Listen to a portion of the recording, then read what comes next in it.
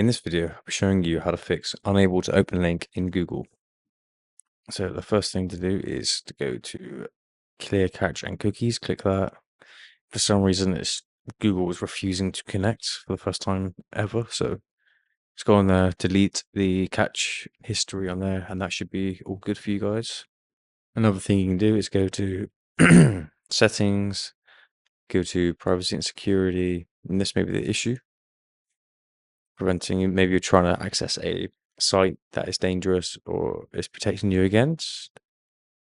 So you can select one of these, but be cautious. It's probably doing that for a reason. And also you can go on to reset settings, reset it back to default. I think this is the main issue. So clearing the cache data and resetting the system settings back to their original settings will be what does it.